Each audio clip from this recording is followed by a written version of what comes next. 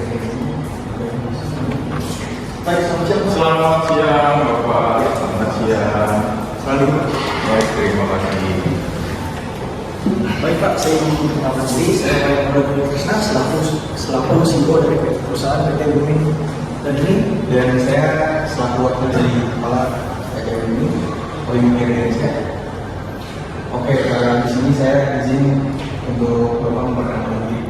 Oke, baik, sebelumnya saya adalah Bapak Ulwan Akhir ya. Silakan Mas untuk langsung melanjutkan. Oke, izin menjelaskan sedikit tentang background perusahaan dari kami. Ya, jadi yang pertama itu ada yang namanya pendahuluan dan yang kedua ada profil perusahaan dan bisnis. Yang ketiga, kami di sini adalah yang produk dan kinerja keuangan dari kami. Yang keempat, proyek unggulan dan masyarakat. Serta yang terakhir ada peluang dan kesempatan. Ya, PT Bumi sendiri adalah perusahaan properti yang fokus pada pengembangan real estate residensial dan komersial. Berdiri sejak tahun 2009, PT Bumi telah mengembangkan berbagai proyek properti dengan inovasi yang tinggi. Oke, profil perusahaan dari PT Bumi sendiri dari namanya PT Bumi berdiri pada tanggal 10 Oktober 2009 dan kami bergerak pada bidang properti. Serta PT kami ini berada di Jalan Abdul Muiz nomor 62 RT RW 03 Kecamatan Gambir, Jakarta Pusat. Dan nomor teleponnya 0812 76 09 72. Oke, dari visi PT ini menjadi perusahaan properti terkemuka Indonesia dengan kualitas dan inovasi. Dari visinya sendiri ada mengembangkan properti dengan standar internasional. Yang kedua, memberikan pelayanan terbaik kepada pelanggan. Yang ketiga, berkontribusi pada pengembangan komunitas dan lingkungan. Bisa dilanjutkan? Baik, saya ingin menjelaskan Pak. Di sini perusahaan PT Bumi menjelaskan bahwa manajemen properti dan pemeliharaan yaitu layanan manajemen properti untuk perumahan dan komersial. Lalu yang kedua, layanan pemeliharaan gedung dan fasilitas.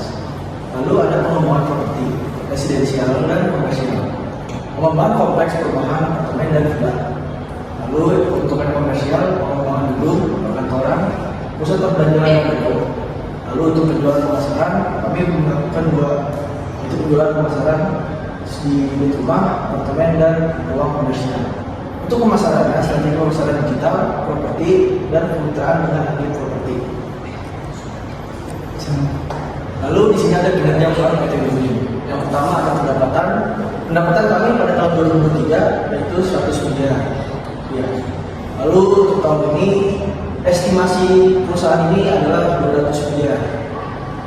Lalu untuk laba bersihnya pada tahun 2023 yaitu 20 miliar.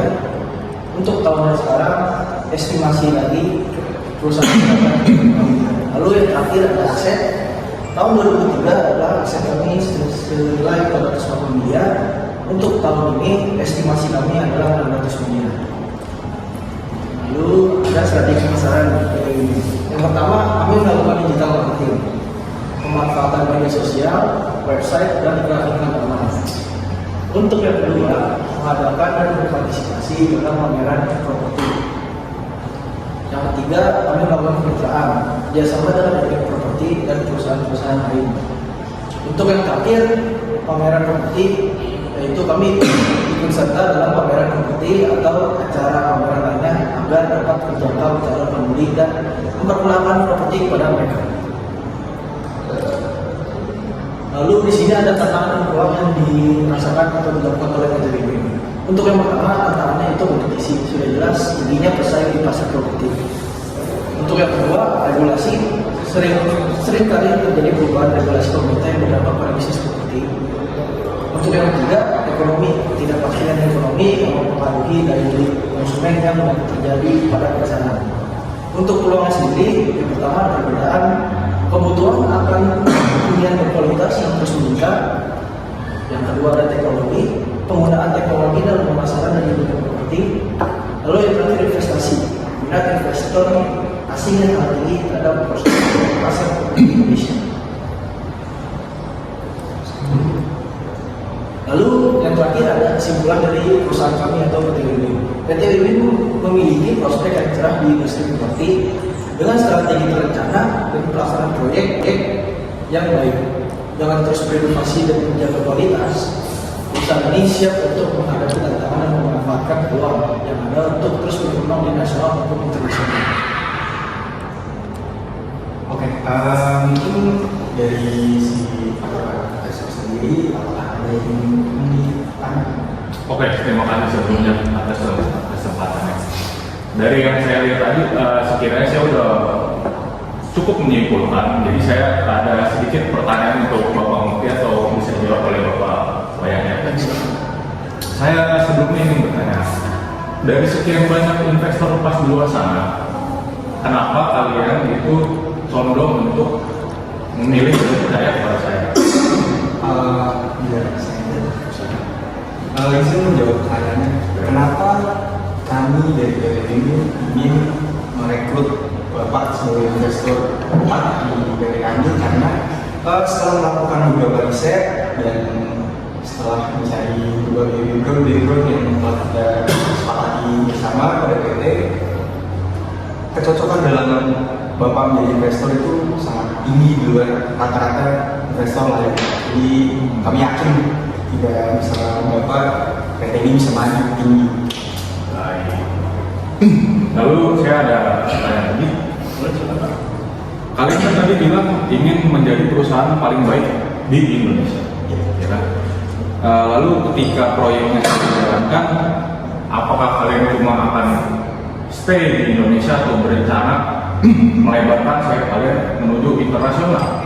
Baik, saya izin jawab Pak.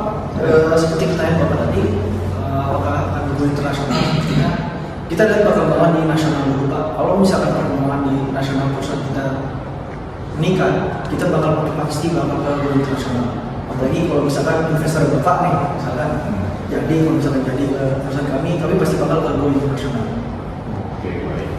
Mungkin saya ada. Dari sekian banyak slide show yang saya lihat tadi, saya udah melihat cukup banyak potensi ya dari perusahaan PT Win-Win ini. Namun saya punya pertanyaan, bebas dijawab oleh Bapak Mukti atau Bapak Wayan ya. Kan tadi saya bilang kalian berarti nggak ingin stuck di Indonesia, ingin melebarkan sayap kalian ke internasional. Oke.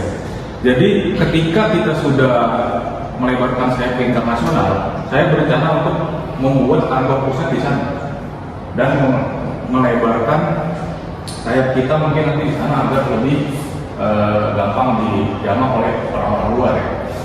Lalu saya ingin bertanya, apakah planning kalian setelah itu, setelah kita sudah mencapai goals kita, mencapai internasional dan lain-lain?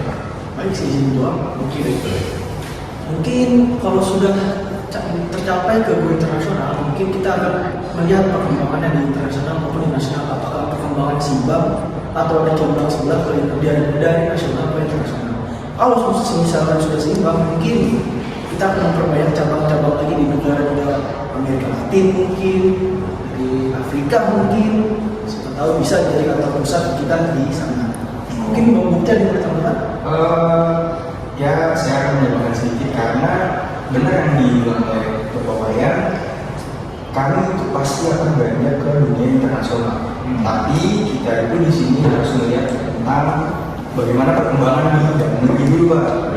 Karena kita tidak bisa asal mengambil langkah gitu kan, takutnya nanti ya kita tahu sendiri lah ya seperti itu.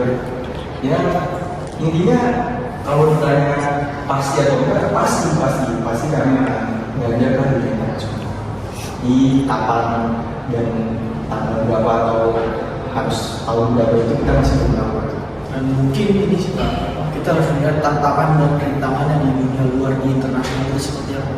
Soalnya saya melihat perusahaan-perusahaan Asia yang beranjak ke internasional suka kesulitan dalam menghadapi tantangan dan rintangan di internasional seperti Jepang, Korea mungkin masih oke kita beranjak ke sana. Cuman untuk ke dunia internasional, ke Eropa, ke mana pasti melakukan riset terus-menerus agar perusahaan ini tidak akan bangkrut pada saat ke internasional. Oke, baik, berarti sebelum kita beranjak menuju Eropa atau mungkin tadi Mas Wayan bilang ke Amerika Latin atau Afrika, berarti kita harus menguasai dulu pasar ASEAN. Betul. Oke. Awalnya saya sudah lihat di slide tadi, banyak perubahan regulasi dari pemerintahan yang dampaknya itu sangat cukup besar dari untuk perusahaan properti kami. Sudah dibilang tumpang sekali. Ya, Oke.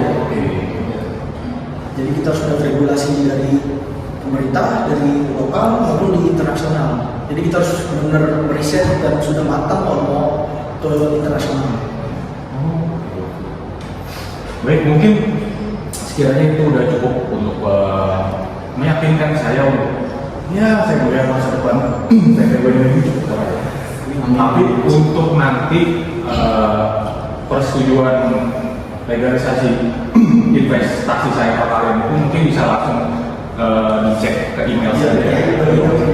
Ke nomor teleponnya sudah Kita bisa berkoordinasi. bisa siapa. Oke, terima kasih Pak. Oke, terima kasih. Terima kasih Pak. Terima kasih. Selamat siang. Selamat siang.